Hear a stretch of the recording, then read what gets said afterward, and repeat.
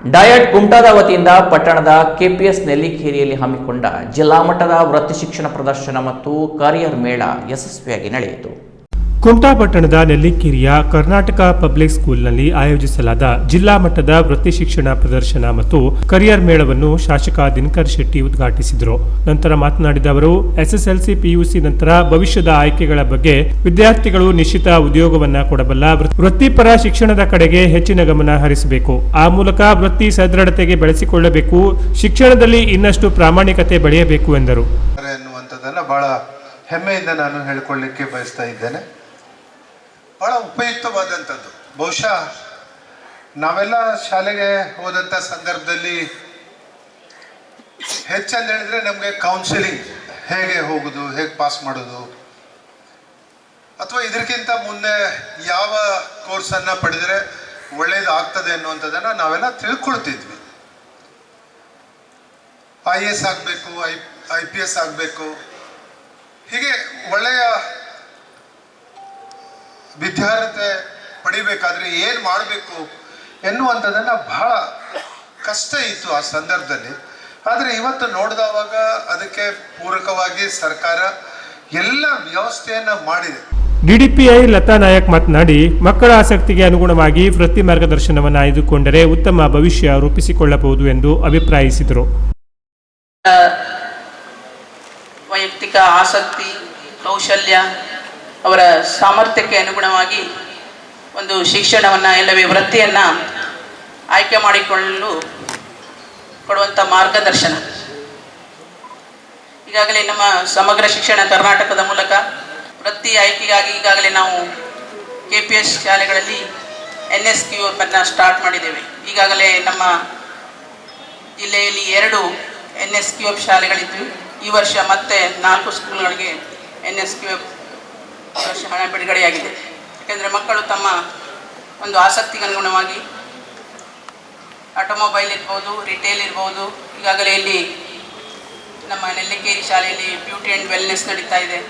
IT ಕ್ಷೇತ್ರದಲ್ಲಿರುವುದು ಹಲವಾರು ವೃತ್ತಿಗೆ ಆಯ್ಕೆ ಮಾಡಿಕೊಳ್ಳಿಕ್ಕಂಥ ಅವಕಾಶಗಳಿವೆ.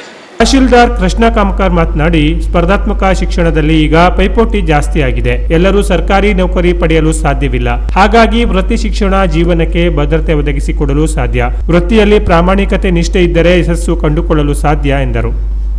ಇದೇ ವಿಷಯವನ್ನು ನಾವು ಮಾತಾಡಿದ್ವಿ. ಶಿಕ್ಷಣ ಹೇಳುವತಕ್ಕಂಥದ್ದು ಮಕ್ಕಳಿಗೆ ಜ್ಞಾನ ಸಂಪಾದನೆಗೆ ಅಂತ ಹೇಳಿ. ನಮ್ಮ ಕಾಲದಲ್ಲೆಲ್ಲ ಯಾವ ಕೋರ್ಸ್ ಆಯ್ಕೆ ಮಾಡ್ಕೋಬೇಕು, ಏನು ಮಾಡಬೇಕು ಹೇಳುವವರು ಯಾರು ಇಲ್ಲ. ನಮ್ಮ ಪೇರೆಂಟ್ಸ್ಗಳೇ ನಮ್ಗೆ ಏನು ಮಾರ್ಗದರ್ಶನ ಮಾಡ್ತಾಯಿದ್ರು, ಅದರ ಪ್ರಕಾರ ನಾವು ಶಿಕ್ಷಣವನ್ನು ಕಲಿತಾ ಬರ್ತಿದ್ವಿ. ಆದರೆ ಇವತ್ತು ಶಿಕ್ಷಣದಲ್ಲಿ ಬಹಳಷ್ಟು ಸುಧಾರಣೆಗಳಾಗಿದ್ದಾವೆ. 8ನೇ ತರಗತಿಯಿಂದಲೇ ನಿಮಗೆ ಮುಂದಿನ ದಿನಗಳಲ್ಲಿ ಯಾವ್ಯಾವ ವೃತ್ತಿ ಕೋರ್ಸ್ಗಳು ಯಾವ್ಯಾವಿದ್ದಾವೆ, ನಾವು ಯಾವುದನ್ನು ಆಯ್ಕೆ ಮಾಡಬೇಕು ಹೇಳುವಂತಹ ಶಿಕ್ಷಣವನ್ನು ಇವತ್ತು ನಿಮಗೆ ಶಾಲೆಗಳಲ್ಲಿ ನೀಡ್ತಾ ಬಂದಿದ್ದಾರೆ. ಅಧ್ಯಕ್ಷತೆ ವಹಿಸಿದ್ದ ಧಾರವಾಡ ಶಿಕ್ಷಣ ಇಲಾಖೆಯ ಅಪರ ಆಯುಕ್ತರ ಕಾರ್ಯಾಲಯದ ನಿರ್ದೇಶಕ ಈಶ್ವರ ನಾಯ್ಕ್ ಮಾತನಾಡಿ, ಶಿಕ್ಷಣ ಅಂಕ ಗಳಿಕೆಗೆ ಮಾತ್ರ ಸೀಮಿತವಾಗಿರದೆ ಬದುಕನ್ನು ರೂಪಿಸಿಕೊಡುವಲ್ಲಿ ಇಂಥ ವೃತ್ತಿ ಶಿಕ್ಷಣಗಳ ಮಾರ್ಗದರ್ಶನ ಅತ್ಯಗತ್ಯ. ಹಾಗಾಗಿ ಡಯಟ್ಗೆ 5 ಲಕ್ಷ ರೂಪಾಯಿ ವೆಚ್ಚದಲ್ಲಿ ಇಂಥ ಕಾರ್ಯಕ್ರಮ ಸಂಘಟಿಸಲು ಸರ್ಕಾರ ಅನುವು ಮಾಡಿಕೊಟ್ಟಿದೆ. ಈ ಕರಿಯರ್ ಮೇಳದ ಪ್ರಯೋಜನವನ್ನ ವಿದ್ಯಾರ್ಥಿಗಳು ಪಡೆಯಬೇಕು. ನಾವು ಇತ್ತೀಚೆಗೆ ಬಹಳ ಹಿಂದೆ ಹೋಗ್ತಾ ಇದ್ದೀವಿ ಅಂತ ಅನಿಸ್ತದೆ. ಹಿಂದೆ ಅಂತಂದ್ರೆ ಇವೆಲ್ಲವೂ ಯುದ್ಧ ಮತ್ತು ಅಣುಬಾಂಬು ಇವೆಲ್ಲ ನೋಡಿದ ಮೇಲೆ ಮನುಷ್ಯ ತನಗೆ ತಾನೇ ಸ್ವತಂತ್ರವಾಗಿ ಹೇಗೆ ಬದುಕ್ಬೋದು, ಅಥವಾ ತನ್ನ ಊರಿಗೆ ತಾನು ಸ್ವತಂತ್ರವಾಗಿ ಆ ಊರು ಹೇಗೆ ಬದುಕ್ಬೋದು, ಅಥವಾ ತನ್ನ ದೇಶಕ್ಕೆ ತಾನೇ ಸ್ವತಂತ್ರವಾಗಿ ಹೇಗೆ ಬದುಕ್ಬೋದು. ಇವತ್ತು ಕೇವಲ ಯುದ್ಧ ಎಲ್ಲೂ ಆಗ್ತದೆ. ಇವತ್ತು ನಮ್ಮ ಹತ್ರ LPG ಇಲ್ಲ, ಗ್ಯಾಸ್ ಇಲ್ಲ, ಗ್ಯಾಸು ಹಚ್ಚಲಿಕ್ಕೆ ಸಮಸ್ಯೆ ಆಗಿದೆ. ಆ ಪರಿಸ್ಥಿತಿ ಉದ್ಭವ ಆಗಿದೆ. ಅಂದರೆ ಪ್ರಾಸ್ತಾವಿಕವಾಗಿ ಮಾತನಾಡಿದ ತಾಲೂಕು ಪಂಚಾಯತ್ ಇಒ RL ಭಟ್, ಮಗುವಿನ ಭವಿಷ್ಯದ ಶಿಕ್ಷಣದ ಆಯ್ಕೆಗೆ ಈ ಅಪರೂಪದ ಕಾರ್ಯಕ್ರಮ ಉಪಯುಕ್ತವಾಗಲಿದೆ ಎಂದರು. ಈ ಸಂದರ್ಭದಲ್ಲಿ ಕುಮಟಾ ಸರ್ಕಾರಿ ITI ಕಾಲೇಜ್ ಪ್ರಾಂಶುಪಾಲೆ ವಿನೂತಾ ಭಟ್ ಅವರು ವೃತ್ತಿ ಶಿಕ್ಷಣ ಮತ್ತು ಕೌಶಲ್ಯ ಶಿಕ್ಷಣದ ಬಗ್ಗೆ ಉಪನ್ಯಾಸ ನೀಡಿದರು.